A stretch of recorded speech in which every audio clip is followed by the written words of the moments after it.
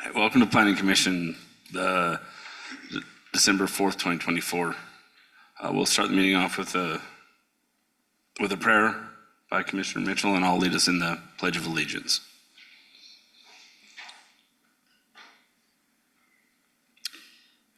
Our dear Heavenly Father, we're grateful to be gathered this evening for our Planning Commission meeting and Land Use Authority meeting. We are grateful that we can be here. We're grateful to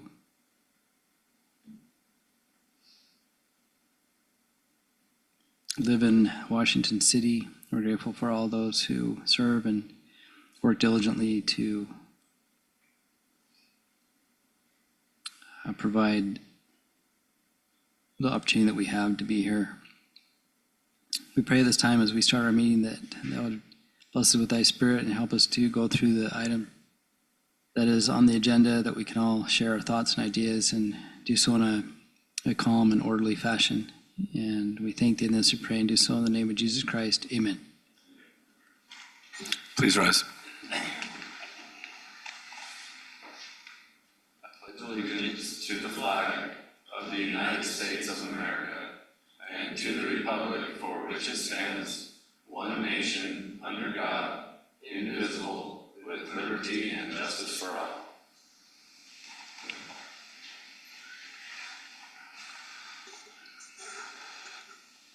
We'll start the meeting off with the approval of the agenda.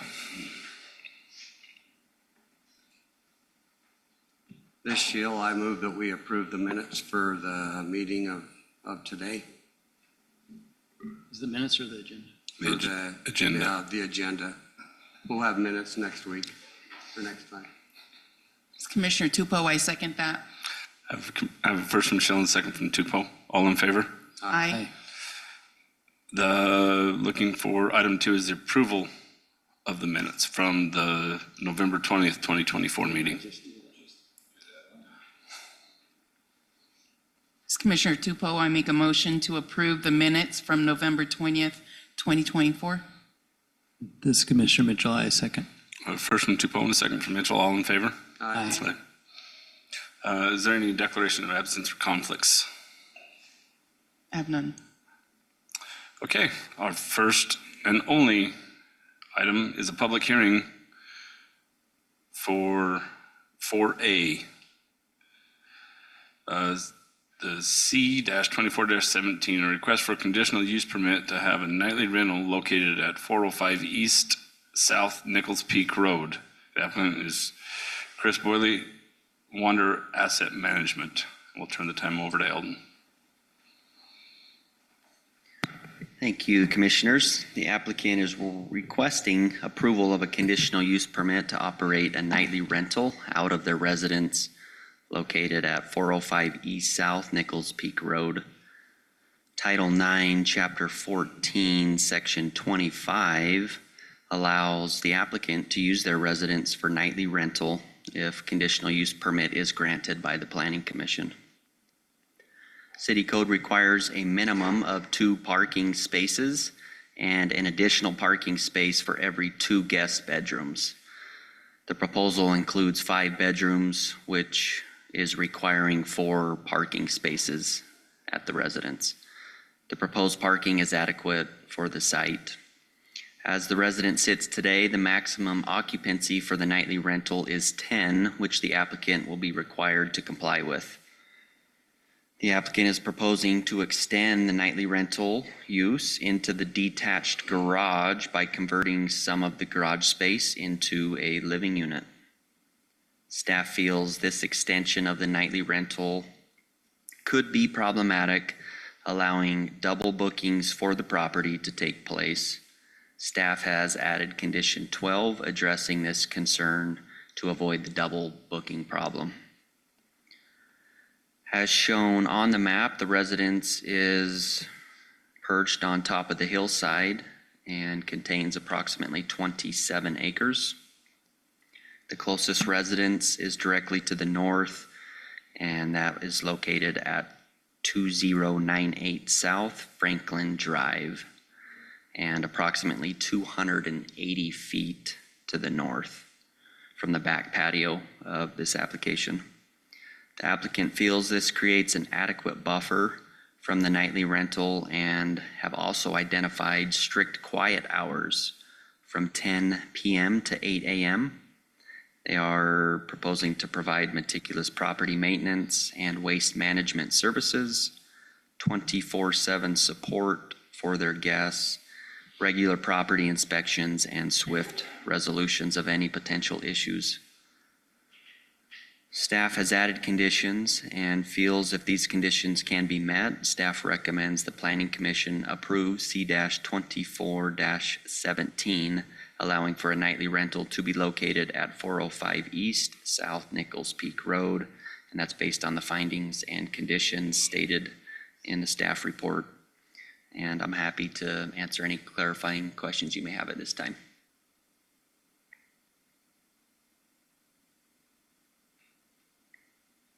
This is Sheil.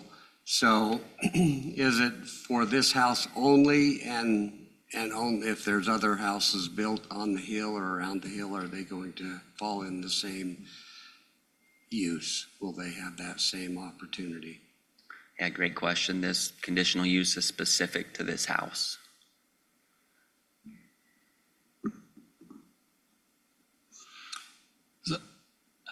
I was reading through these conditions, and on 5, it specifies that the rental agency be within 20 miles. Is that just to keep it, what's the reasoning, I guess, on that one? Yeah, we amended the city code, and that was one of the concerns when we amended that, to keep the control close, kind of tighten it, so we could have a quick response when those issues or if those issues arise. Did you? If you don't mind, I'm just going to add on, I was here during all that process. The problem we didn't want to do is have to be policing these. If we're going to have them in our city, the last thing we want to do is have to be policing them all the time. So almost every city has come up with a like term like this. They have to have a property man. If the owner's not in the area, they have to have a specific property management person that we have record of that can be within 20 minutes. You know, and we actually went to 20 miles and said, just so that if we get calls, we say, hey, you got a problem at your place, go fix it, or you're going to lose your license to do this. So that's the basis behind that. Makes sense.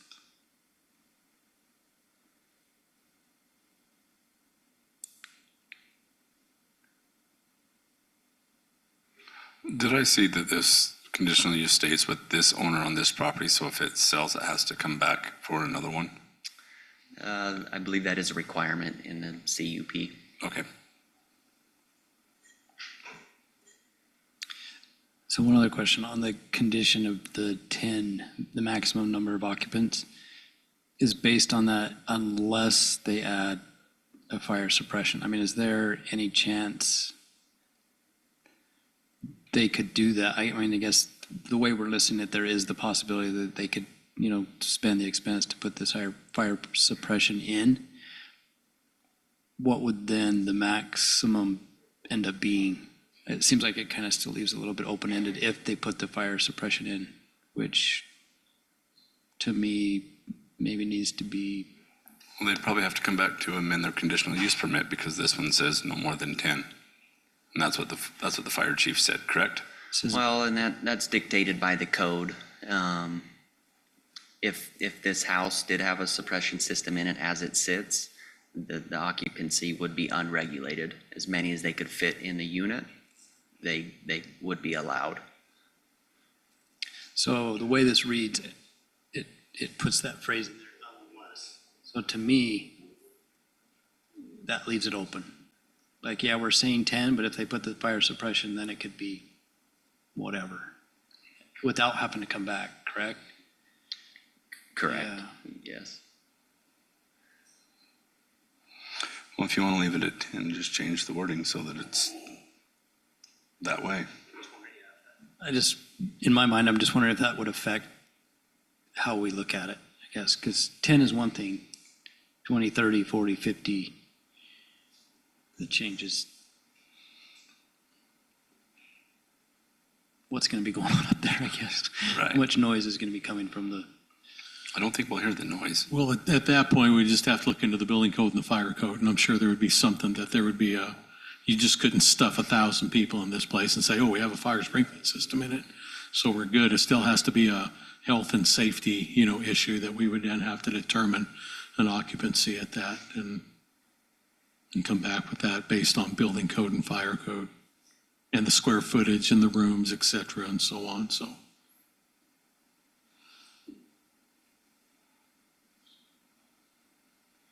Thanks, Eldon. Thank you. So we'll open this up to public comment. If there's anyone in the audience that would like to speak to this, please come forward and state your name so we can get it on record.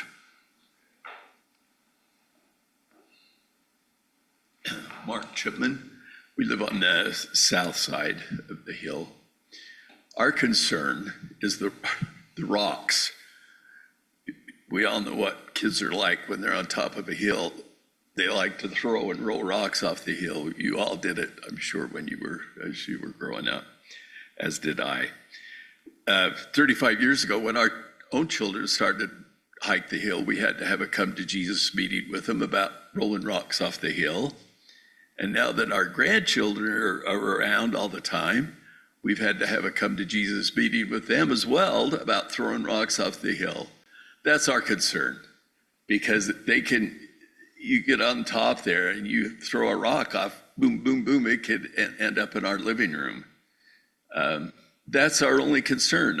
We have no problem with what the plan is, but I don't know what we can do to fix the rock problem. And I would guess people on the north side would have the same concern. I don't know. What can we do about that? That's the only problem we have with it, is that does concern us, because there are going to be multiple families there, and kids are kids. We know that. They're going to want to throw rocks off that hill and watch them roll down. So how can we address that? I don't know. Maybe that's a question for the company. No. Do you know if that was a rock thrown or if a rock just falling off of the hill? Rocks, yeah, say that again. If it was actually a rock thrown or if it was a rock that just blew off or fell off of the hill? Well, I'm sure we've had weather-related rocks. We haven't had a problem. They haven't made it to the house yet. But when the kids throw them, we've come close. And that's why we've had to really clamp down on our children many years ago, and now our grandchildren. And kids love to climb that hill. In fact, they've been up to that house many times. But they don't throw rocks. But kids will. That's just, so anyway, that's our concern. So Thank you. I guess we need to talk about it. Yeah, we'll speak with the applicant about it. Thank you.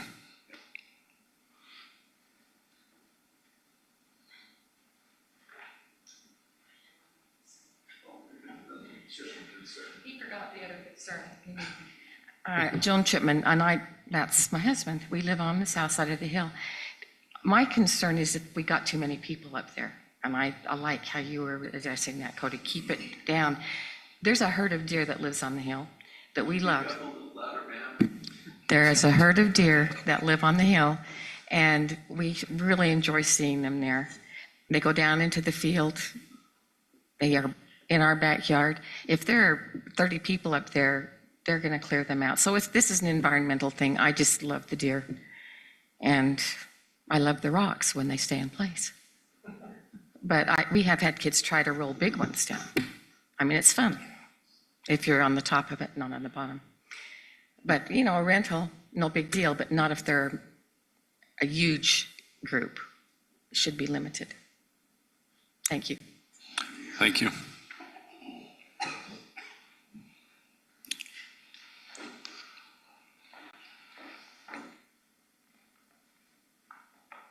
Merrill Davis, Washington County resident. Just a couple questions, just listening to this, kind of coming into it. First is from a precedent standpoint, not exactly sure where this stands with the commission. But, when you've got this is a newer thing that's come up, with the nightly rentals. And curious to see from a precedent standpoint, you've got HOAs all over the place that probably didn't address this in their initial CCNRs.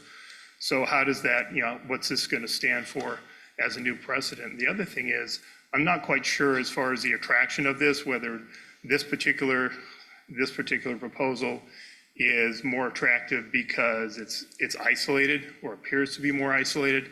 But policing this seems to be something that could be rather challenging as far as, we're saying that it's 25 acres. Is some of that going to be potentially sold off in the future?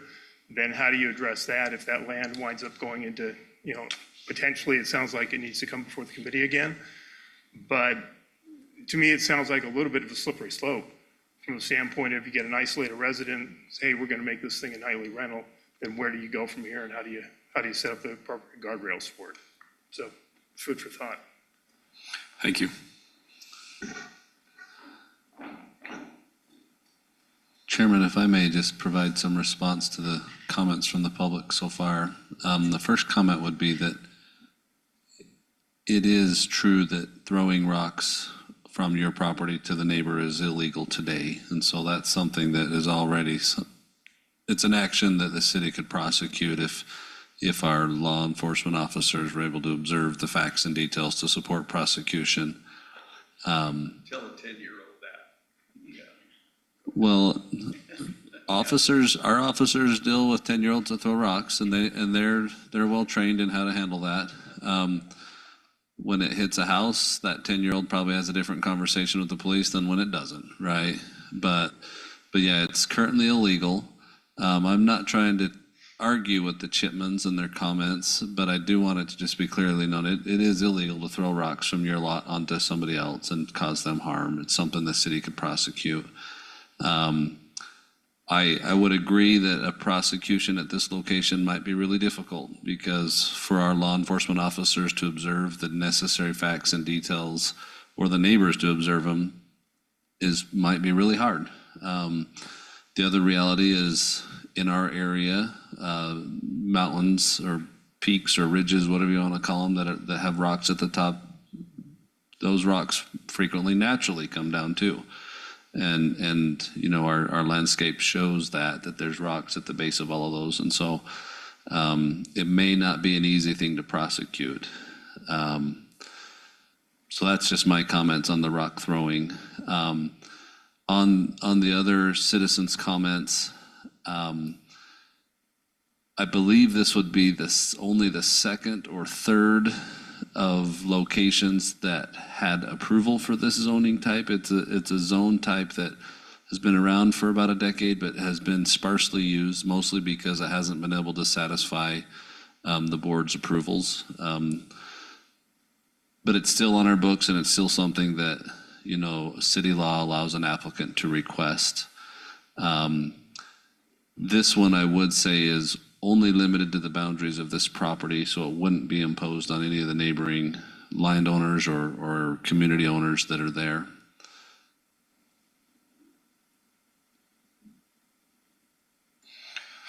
Thanks. Is there anyone else that would like to speak to this? Are you the applicant? I'm one of the owners, yeah. Okay, I'll open it up for you guys here in just a second. I'm just going to close the.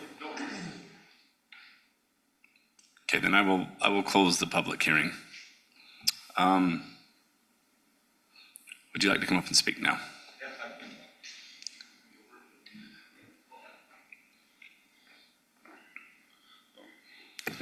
I'm Justin Whitworth. I live at 2510 West, 850 North in Layton. First of all, I'd love to thank the Planning Commission. Really appreciate what you do. I'm actually on the Planning Commission in Layton, so I understand how much time you guys put in other than just the meetings, doing all your due diligence on this. So really appreciate everything you do, and we appreciate the staff here as well. You've been great to work with through this entire process. So just want to throw out just a couple things, maybe kind of help address things for people. As the gentleman here said, he's worried about people throwing rocks and, thank heavens it's against the law, but like you said, you can't tell a 10-year-old that. So something I was just talking about that maybe we can do is, in a nightly rental agreement, we can put it there in bold, renter is responsible for any rocks that are thrown, type of a idea. So if nothing else, it draws the attention. So when mom and dad are taking them up there, they've included something on here that says there's rocks. I need to talk to Billy and Janie before we even get up there. So that's something that we can try and do to help in that situation. Said I don't know if it solves all the problems, but at least trying in that situation. The other thing just about people and renters there, we don't want 30, 40 people in this place. One of the things, you've probably seen this house has been for sale before. We're actually kind of happy that it's never sold because we're going to be using it as our family type thing. So we want to keep it nice. We don't want to rent it out for the local frat party to come and bring, everyone up there and trash the place. We want it kept nice. The company that we're working with on this Wanderer they're big on high-end rentals and making sure that they put the right people into the property. So we're hoping that it stays at that, we want it to stay at that 10 right there too. We talked with staff about potentially putting some extra people in that garage if we convert it, but we'll address that at a later date with y'all type of a thing. But we'd like it to stay nice as well. So thank you. Question for you. Oh, sorry. What's your time limit on somebody renting it? Is it a nightly deal, 3 nights, 4 nights, a month? Do you have any regulations there? For that question, I'm actually going to defer to my partner over here, Craig. He's going to have better answers for you on that. He's with Wander that's going to be able to answer all that for you. Thank you.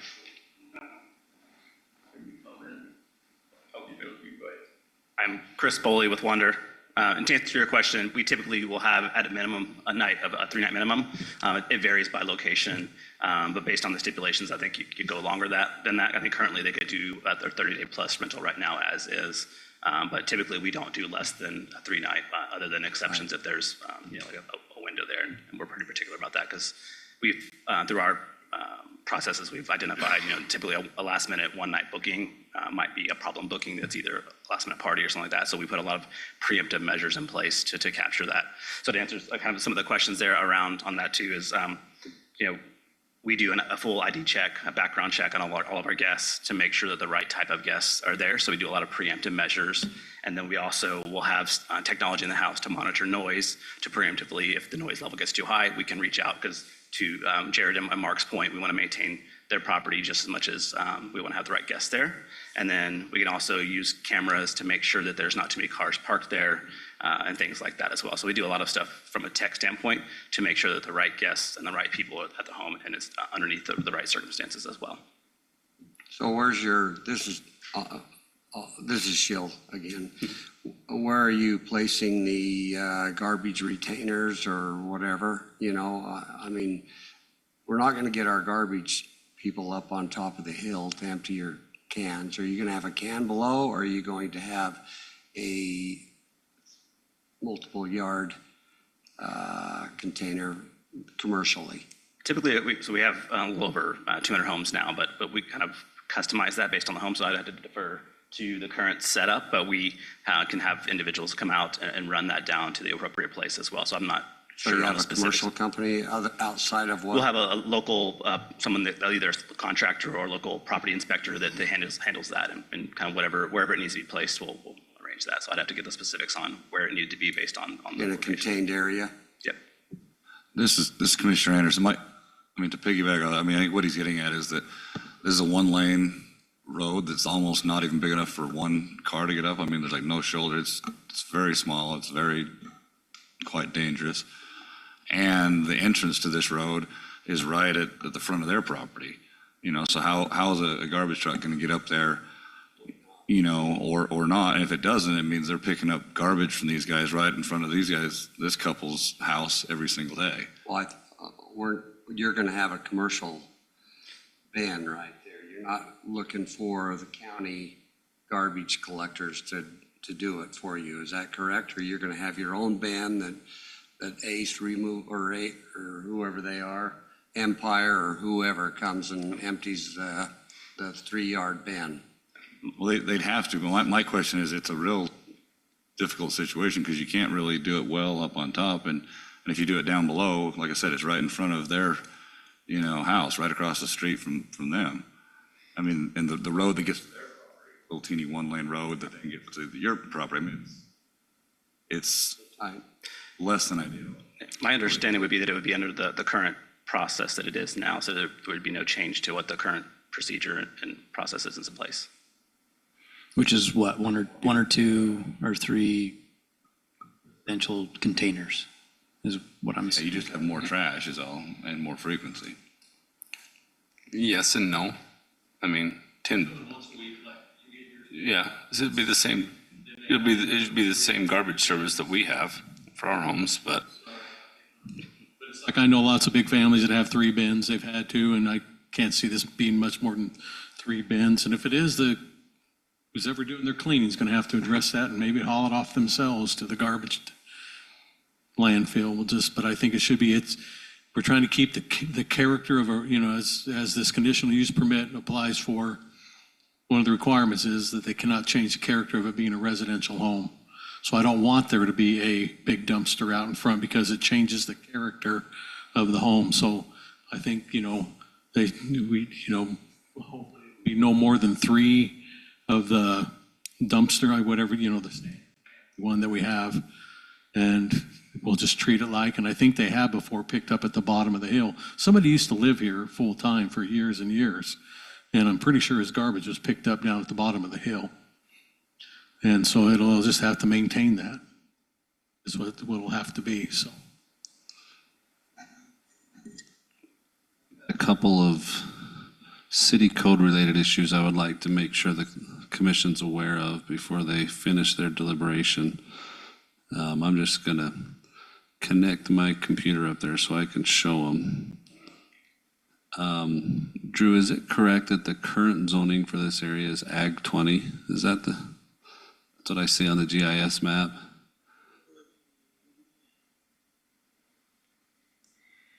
I'm sure, but keep talking. I'm real close to it. So. Okay, well, here's the map as I see it on my machine, and I believe we're addressing this property right there. Is that correct? Yep. Okay. I guess I'll start in the residential short-term rental code, since that's the essence of what we're asking for, or what's being requested. Here in section 1, purpose and intent, I just want the commission to be aware of, it appears that the intent is to establish procedures for designating subdivisions within the city where the residential units can be done on an overnight basis. And subsection 2 here, it appears to require that a project consist of at least 5 dwelling units or more and cover an area of at least 5 acres or more. So I think the commission's deliberations need to consider that the city council has the code. Correct. Okay. Okay.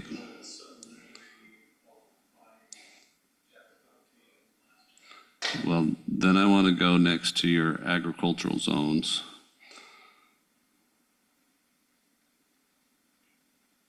Where are the agriculture? There they are.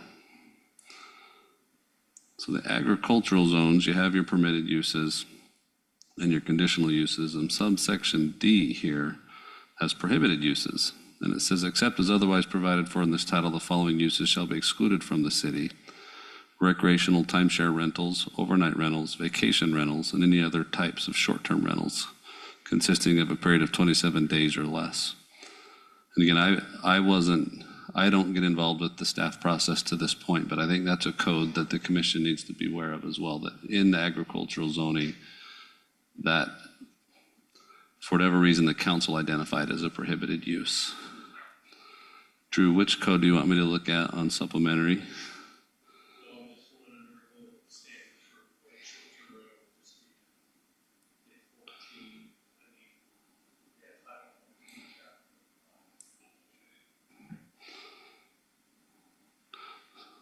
It'll get us down there.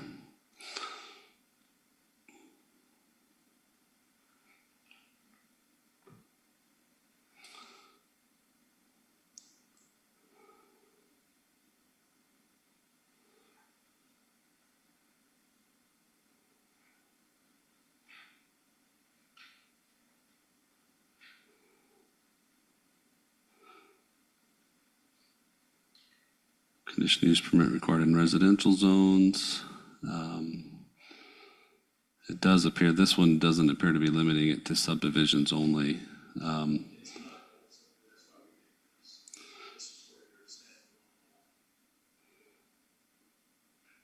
Appear to have a requirement that it be in a residential zone.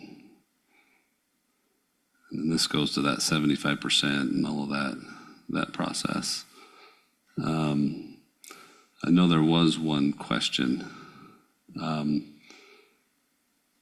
from one of the commissioners as to whether this approval would run with the land, whether it would be something that runs with the land. And this is the section that essentially says it does not. Yeah, so if this owner were to get approved and changes ownership, city code states that it automatically terminates. Anyway, those are just the code issues that I had identified that I thought they maybe should consider.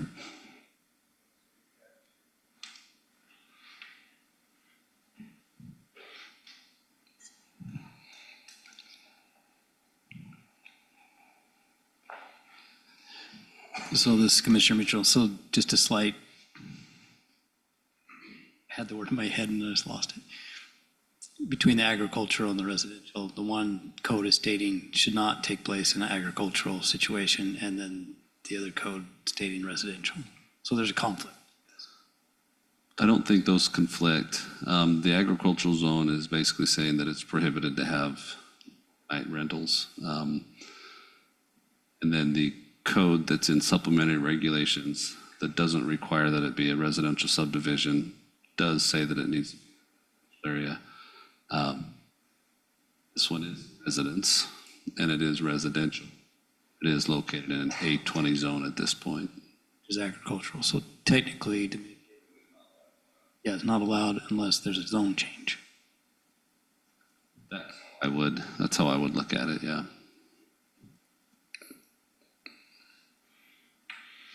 I feel like that opens up a can of worms with other agricultural things we have going on that don't do real agricultural things in them.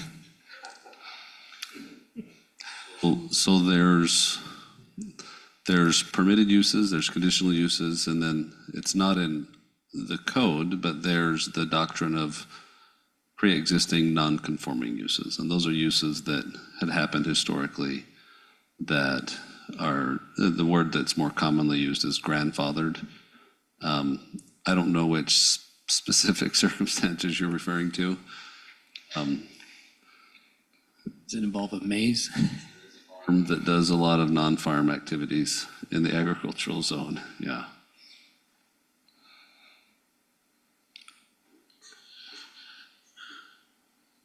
Well, I appreciate that comment. It should be very, again, he just read right out of the code. That was, we definitely overlooked that, but there is an option. They can come in, the general plan calls this area low density. They can come back and ask for a rezone. I don't think there's going to be much agricultural activities on top of that knoll. One thing, trying to get water up there, I was going to bring that up. Everybody's worried about subdividing, et cetera. Well, this property, as stated by one of the owners here, is we've had a lot of people come in our office looking at this piece, wanting to buy it. Other people said, well, I'll buy it, but I want to break it up and be able to put some more lots and things on there. And we've looked at that, and because of the issue with the road, and that was just one of the minor things. The biggest thing is they'll never be able to get up the water that they need for more than even 2 homes. And we feel that 2 homes would probably break the bank on getting the water because of the elevation without putting in an extensive water pressure system.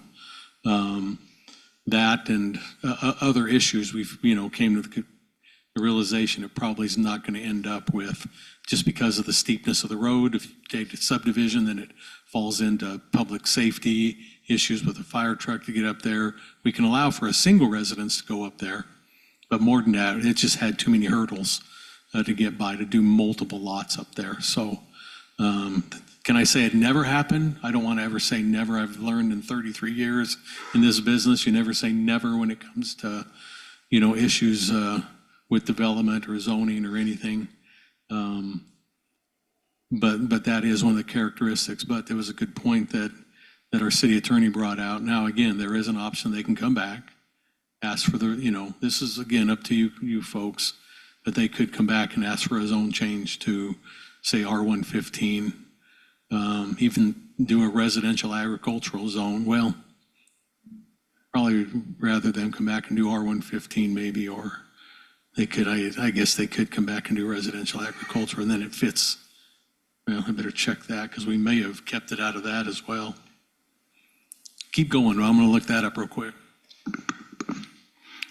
This Commissioner Mitchell, that was a question that I had too, like if this was to get approved or move forward, does it open it up for them to develop more or to bring in more? So Drew, I appreciate you answering that question. Like it would, if ever they attempted to do that, it would come back before us and they would have to apply to additional residents or additional space for people to gather. They would need to have really a subdivision. And that would require that they would need to solve the water problem, which means install their own water tank that's sufficiently sized and elevated to, provide the fire pressures. The challenge for them is a water tank parallel to the house probably doesn't do that, doesn't accomplish that probably, right? And so they'd either have to store water and then put booster pumps right there is probably their best chance. And again, all of that's expensive, but yeah, they would essentially have to bring a subdivision application to be able to subdivide and add more lots up there. Is that impossible? Probably not. Is it expensive? Yeah. Yeah. Is it even more expensive when you're doing it on a hill covered with rocks? Yeah. Drew, does our hillside ordinance, was it applied to this location? More than likely, yes. Let me just click on that real quick.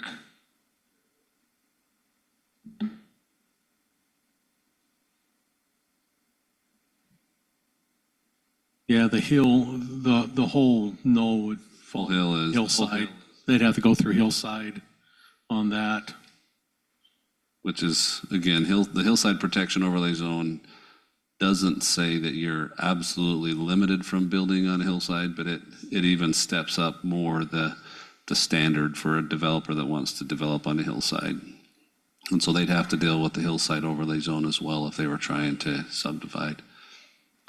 Yeah, so let me just peek in there. So the residential agricultural is the same thing. It's prohibited in the residential agricultural zone, so they'd have to come back with an R115 or I actually think I have an R130. And it's not in the reality is they probably meet all of those, all of the requirements for that zoning, right? And so I don't know that I could contemplate a reason to suggest that you deny an R115 or R130 zone change, because that's essentially what they're doing.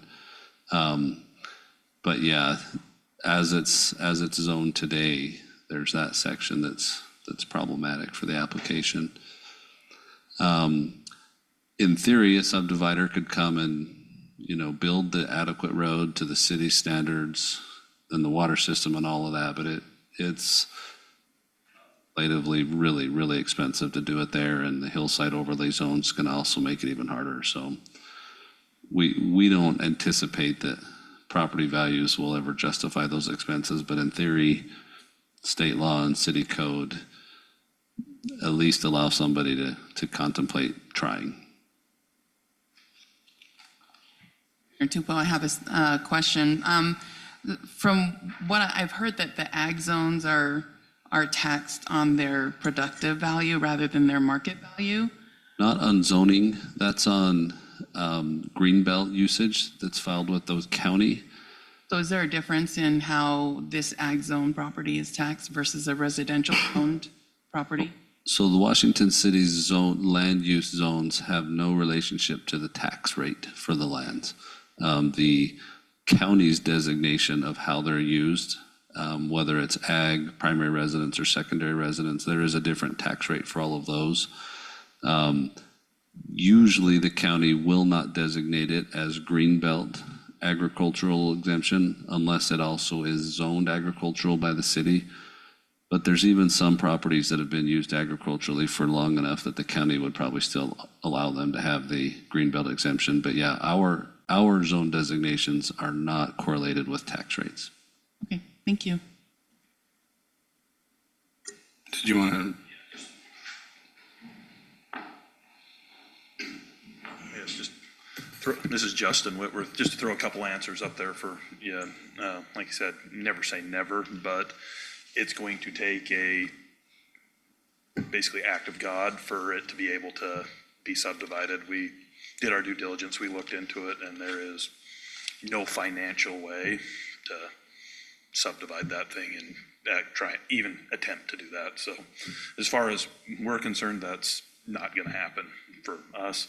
And to answer your question, I just paid our property taxes. We do not get greenbelt relief at all on this property. So we are in the normal property tax I bracket. think the road alone would probably be prohibitive to build a road that conforms to city standards down to the next available public road. Or to keep it private, but still satisfy the city, requirements for private roads in a subdivision. Both of those it's just a really difficult concept to, maybe someday land values are such around here that it makes sense, but yeah, it's hard to contemplate that being a reality. Well, this is Sheila. I've got a kind of a question. The farmer to the, I guess you'd call it southwest, you kind of had a gravel operation there. Are we concerned about that? It's, So that was an unpermitted operation.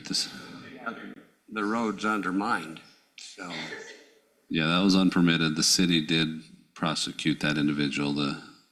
The owner of it is the father, Larry Adams, has passed away, and so the family's in the process, I think, of also considering what the future use will be of those lands. But yeah, that gravel operation, the city does not accept it as lawful and would try to I appreciate that. try to prosecute anybody else that tries to use it for rock or gravel.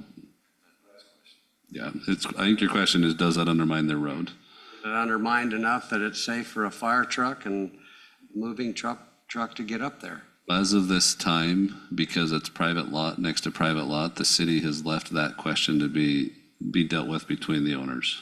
But if it were to come in for a subdivision application, the city would have to look at that and could expect that whatever remediation happened at that location be sufficient to satisfy city standards for road safety.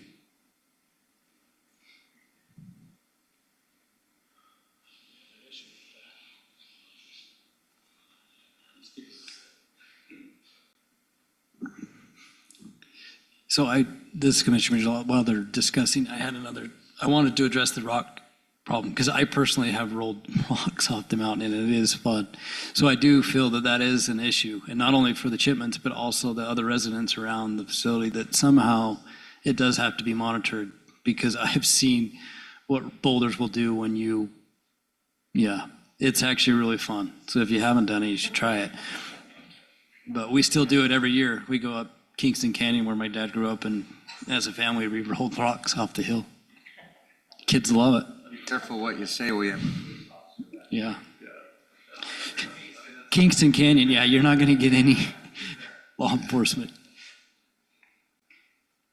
You know, may I speak? Please.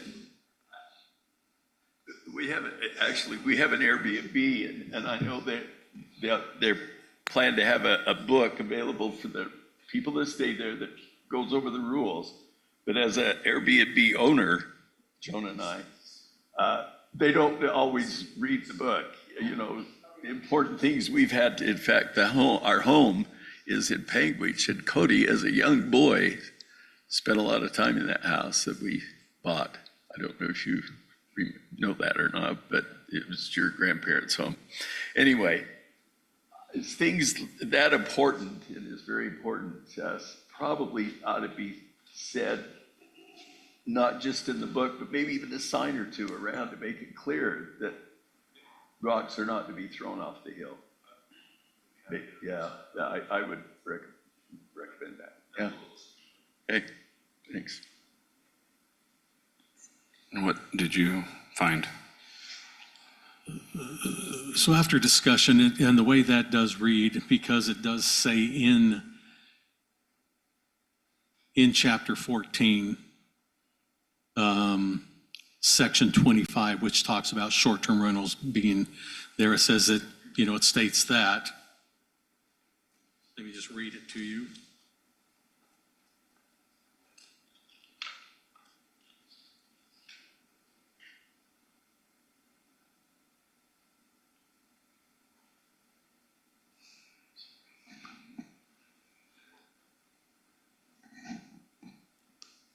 Drew and I had a little aside, just looking closer at the code.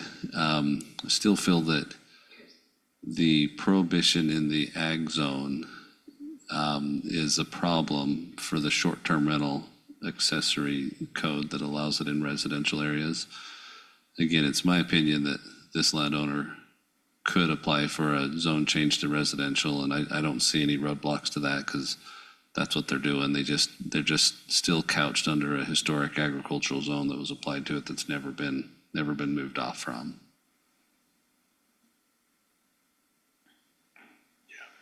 Because that's what it states. It says in residential, they can apply for it in agricultural, even though we allow people to live in agricultural zones. They're not residential zones, they're agricultural zones. So it'd have to be the zone change that would have to go through, then this could be considered. So let's take the proper steps. Yeah, I think we need to go back and do the proper steps. And, we won't recharge them for this by any means. I don't think that would be fair to them. And we'll pay for the noticing that will go back out for these. They'll get the same notice as residents. We'll keep their same application in there. They've met all the other criteria, the 75% of signatures, notarized and everything. We'll keep all that. Won't charge them for this. We'll just have to do this at a date after they'll have to apply for a zone change. The general plan puts them in low density, so I'd probably recommend, technically, I think we both agreed we would be okay with them doing a residential agricultural, because that's still in our residential area. I think that meets the intent. I hope you're okay with that. Residential zone, so Yeah. the supplemental code says it needs to be in a residential zone, and that's a residential zone. Come back with any of the RAs that they wanted to. That's probably what I'd recommend in case they don't do this. They're still able to have animal rights at a future date. Don't want to take that away because they have the acreage. So we'd probably come up and just have them do the RA5. I think that's my biggest residential agricultural. Then we can come back and then apply for this. But we can get that zone change turned pretty quick. I'm not sure how long it's taken them to get this far with this, and it sounds like we've worked out most of the kinks with everybody involved. I'd hate to slow it up for them. Well, could we do this and the conditional use on the same meeting so that it would approve the conditional use, so that if that one's approved, and then run it that way, so that I it don't helps? like doing that because it just, even though we know what we're doing, the appearance of it to everybody outside who may not know, it's not a good practice to do double things on a night, because what happens is when actually you wouldn't be able to do it, and here's why. Because on the zone change, you're gonna be a recommendation body to the city council to approve it the following week. If you put this on that same meeting that you're recommending that, you still can't do it because it's not done yet. Does that make sense? I can come back the next meeting right after that and have it on, after the city council has their choice to decide on it. But then they'll have to wait for this. Does this go to city council, or do we have to? They're only waiting one more week. Do we get the approval of this, or does it go again to city council to approve this? Not this. They only approve CUPs that are commercial, because they wanted to make sure that the design and all that for commercial, appearance and aesthetics and stuff. And so that's why they wanted to be the approval on CUPs of commercial approvals. I don't classify this as a commercial approval. How long would it take for them to be able to get on to the next agenda? It would be the first of the year. It'd have to be the first year, just because I have to do noticing and they'll have to bring that in. They'll have to get, in the zone change, it's going to be a little different than their CUP on the number of people. We'll have to make sure we have 30 30 notifications, no duplicates around them on the, it'll probably be more than 300 feet because of where they're located. So, but I could still probably have that if they got everything turned in and we could help them get that done and they're ready to move quick on it. We possibly could have the first meeting in January, city council here at the week after, then we could put this the third week of January. Now, if it doesn't get done that quick, it's only going to push it back 2 more weeks because then it'll be the same process. But you'll hear it on the third week, council on the 4th in January, then you'll be on the first week in February, I would say is the longest that it would be. So, go ahead. Be tabling? Well, I was going to ask that, can we table that? I mean, on the distance? I mean, I don't know. I mean, that's the first thing I thought about. I'm going, well, I I think didn't know how long we can table. Drew's offering the discretion if he's not going to charge them for the next application. I think you're better off probably just to deny. This is just a recommendation, so they can still choose to take it to the city council if they want. Not this. I believe the code says this has got to be, short-term rentals got to be approved by the council. Yeah.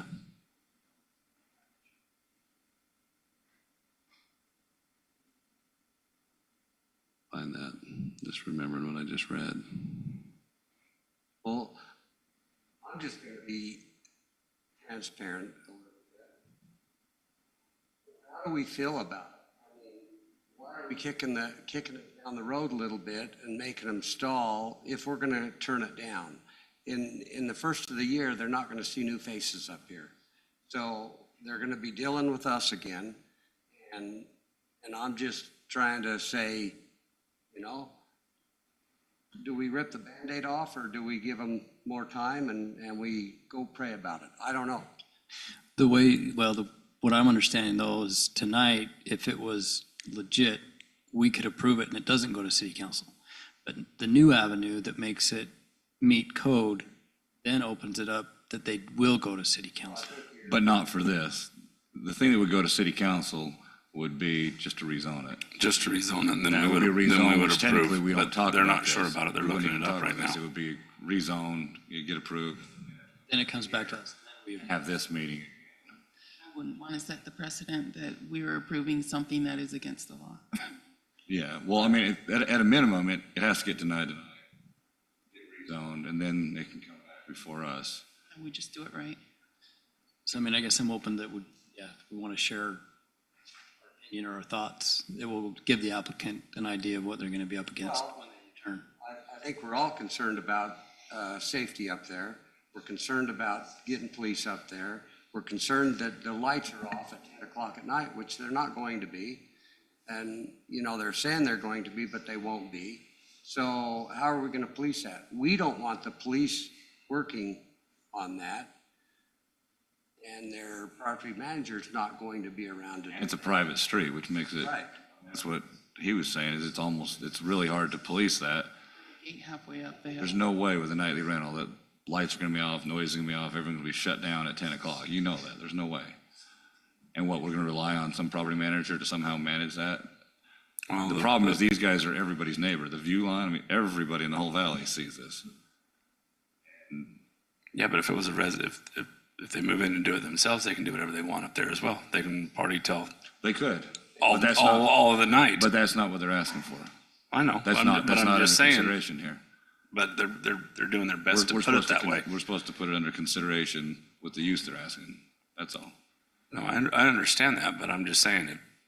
I've had more than 10 people at my house that's not even But close that's not to that size. that's not what's under consideration. And We've said the same thing when people, you know, are applying for childcare or whatever. We've been like, well, I've got more kids than that at our house, but that doesn't apply. It's not the fact. no, It doesn't matter. I agree, but what I'm saying was, if they're managing it right and running it right and doing the correct people, I think you have to give them a chance. Because it says that we can revoke it. So it's not like it's an open-ended thing. I think it's a terrible precedent, is that. I think I don't think it's a bad, I personally think it's an okay thing for up there. 10 people in that area is 5 cars at the most. I mean, that's what I'm seeing. see it that bad. I mean, I've been up there before. I drove a fire engine up that road. So, I mean, it's not the most ideal, but you can do it. I mean, 10 people, 5 cars, lower. I mean, lights might get left on and they might not, but you're not going to hear them. I know that because they're higher than everybody. No, but The you sound see travels them up. because they're higher than everybody. You might not. How are you gonna police that? What, is everybody gonna call the police on them at night and? Somebody the police are, probably "Hey, it's will." a private road and call the property manager. It's just, it's an impossible situation, that's all. But Anyway. Just to give the commission clarity on some lack of clarity I might have created. City code on conditional uses breaks out the decision between planning commission and city council based on the type of underlying zone. And so you'll see here, planning commission decision is basically on everything except for these highlighted zones. So if it was administrative, professional, community commercial, service commercial, general commercial, or downtown mixed use, you would recommend to the city council. But because this isn't, this would be your decision. So that clarifies that I had misspoke. In this zone, it would be your final decision. So can I just intervene? So you guys are discussing whether you even want to table it because you may not even want to approve it, even if it has the right, okay, I just wanted to come up to that and that's, yeah, and you're fine to, because that is the wise decision. Let's don't sit and make them go all through all this. If you're not going to want to approve it anyway, then we don't need to do a zone change. You're just, no, that's good. I think that's fair. yeah, that's the applicant. Yeah. I just want to address a couple of those. One was on my name is Chris with Wander, Chris Boley. On the policing and the fire truck side of it, I think that's kind of built into the agreement to where it has to pass all fire safety requirements, so that if it's not, then it would be failed by the fire department during that check. So I believe that all that would need to be in place ahead of time and would kind of solve itself out. And then I completely hear you and understand your point there. On our end, we have very few issues to begin with across all of our homes. We put a lot of procedures in place to make sure that there's no complaints, and if there is, we address them quickly.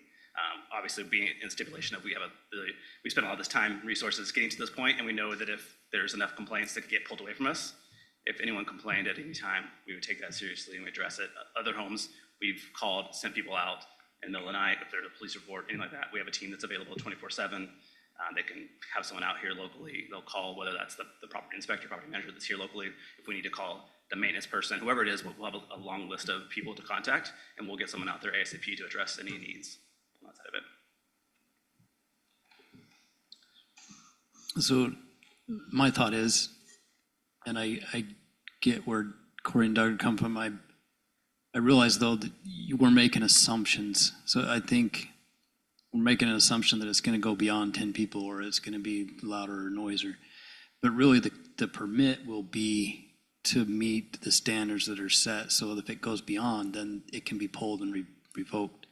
So what we would be approving is that they're going to follow the rules. And if they don't follow the rules, then it would come back and be eliminated. So I feel like there should be some motivation there. Obviously, he's addressed it, that they do have people in place to address the issues if they do come up.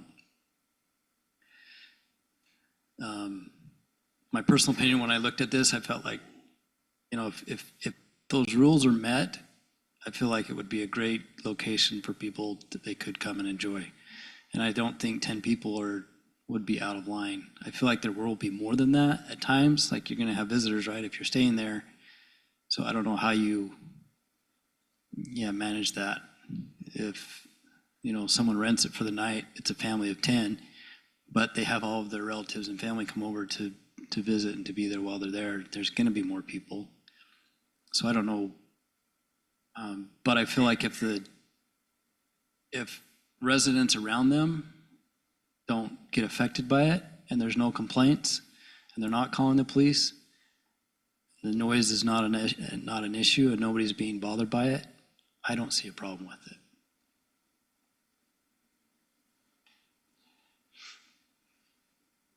Onward and upward, right? My turn? Yeah, how do you feel? I would be okay for it once it's zoned correctly. But tonight, for me, it would probably be a nay because of the code. Just because of the zoning. Yes. You may also just ask them if they want to withdraw it so they don't get, and staff can just work. Yes. This is Justin Whitworth again, and this might have been what you guys were talking about. I just want to clarify, because I know I've seen it done before, where something like this has gone to vote and been approved with that additional condition that it cannot operate until the zoning change has been completed. Is that a possibility that we could get that where? Okay, thank you.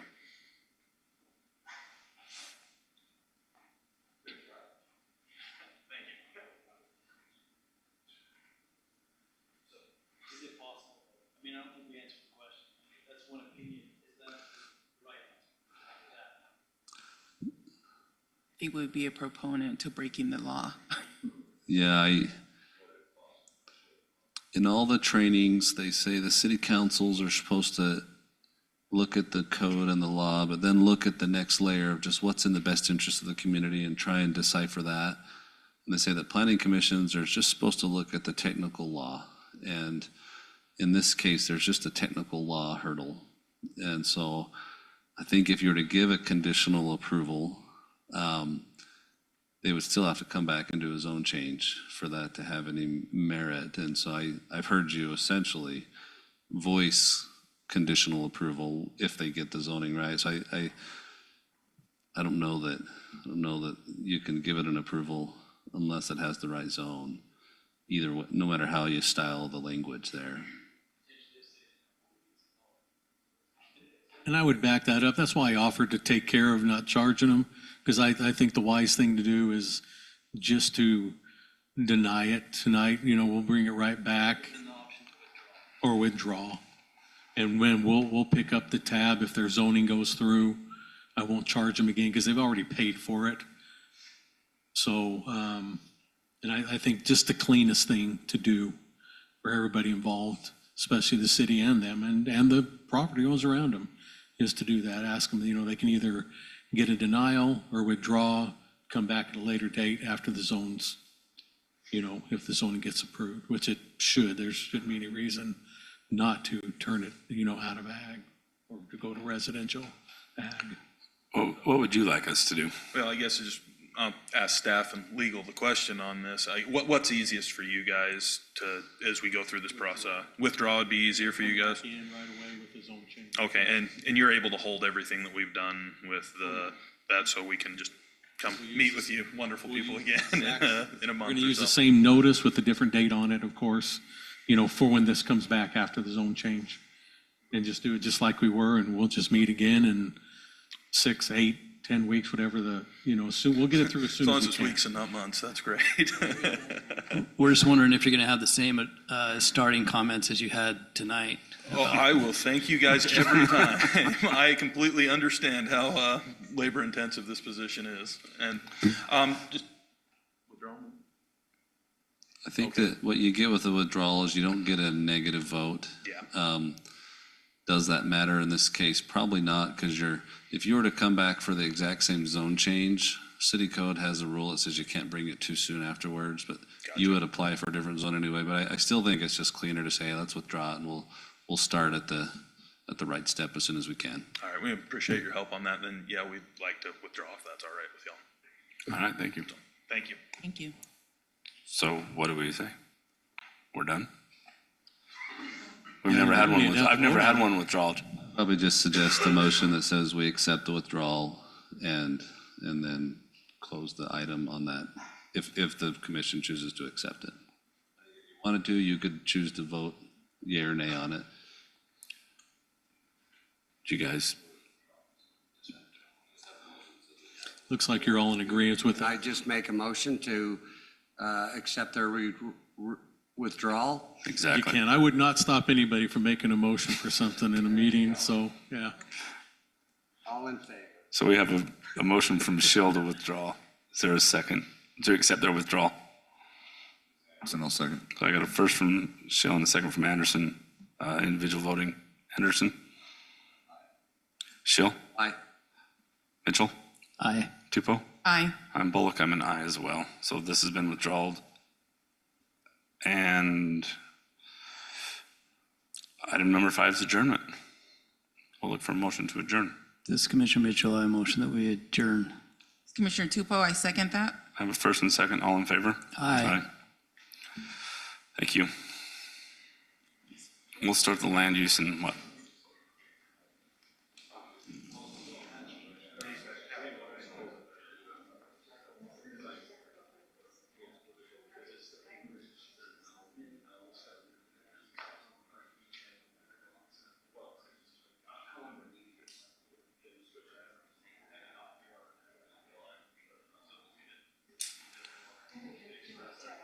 Hey, Drew. Hey, Bonnie, you there? Yes. Can we? Can we start the land use new authority? meeting now, or do you need us to wait?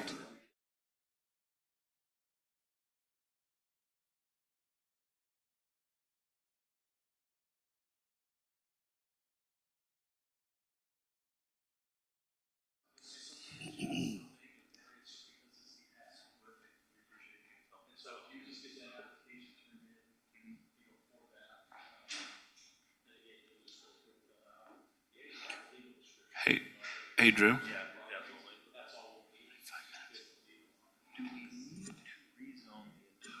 Hey. Or just the piece that, house is on?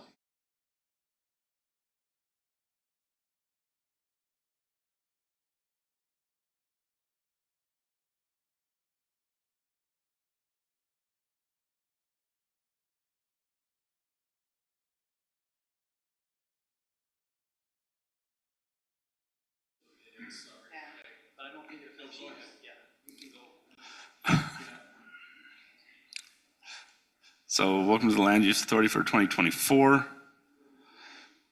December 4th, 2024. We'll look for approval of the agenda.